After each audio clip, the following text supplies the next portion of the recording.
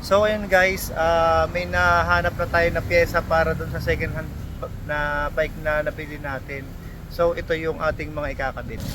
Ayan, kasi nga sira na yung upuan niya. Ito, may konting sira pa pero mas okay ito doon kaysa sa nakakabit. Tapos nakakuha tayo ng lever. Yan, Shimano Japan 22.2 nakalagay. Ayan. Tapos Alivio 9 speed, papalitan na rin natin yung ano niya, nakalagay doon na combo shifter. Tapos Altus to, ayan, 9 speed din naman. Tapos ito yung kadena na luma na rin, tapos 9 speed na cogs. So itong problema natin dito, sasabit yata, baka kayang lagariin ko na lang to, o tingnan na lang natin kapag naikabit natin, kasi wala na tayong lever doon. Ito lang ang nakita ko eh. So ayan guys papalitan pa natin yan ng bagong brake cable, dalawa harap likod, saka bagong housing, shifter cable, saka housing din, papalitan din natin.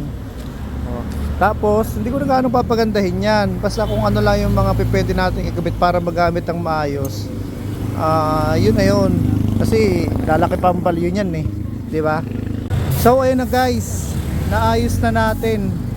Bali dito lang, ito yung nasa left kasi, inilipat natin sa right, kasi itong nasa right, ayan, may ganito siya oh.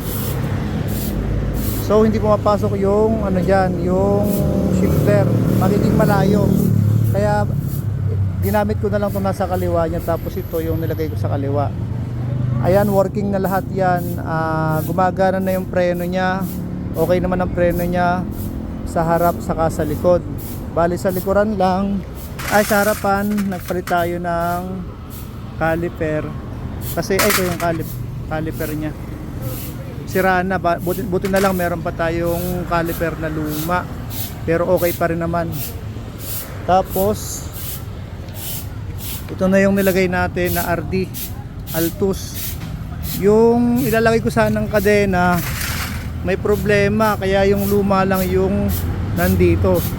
Tapos ito yung cogs nya na pinalitan natin na 9 speed, parang Shimano pa nga yata ito eh, 32 teeth na 9 speed. Ayan, bali ito ay 8 speed kasi, tapos ito yung ibang pinalitan natin 8.5. So ayan, bali ang napalitan natin dito, ito, saka yun yung caliper sa pangharap. Tapos ito yung Alivio na 9 speed. Bali ito guys, Alivio tapos Altus. Ayan, match na match naman yung tono niyan, okay na okay yung tono niya. Tapos walang kabyos yan, okay ang preno, walang ganong mga alog yan. Yan, okay.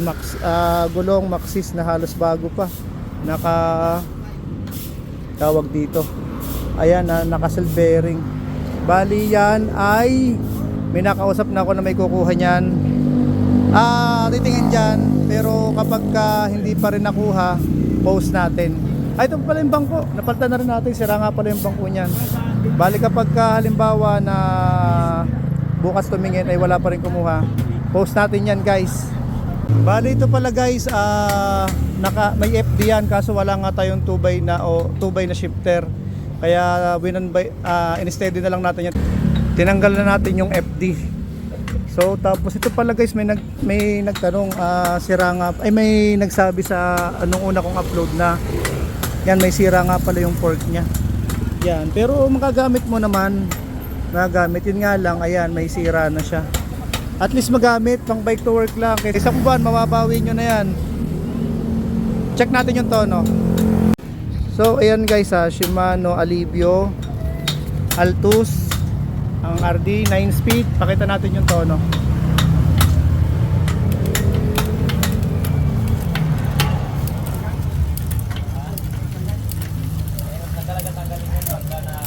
Yan.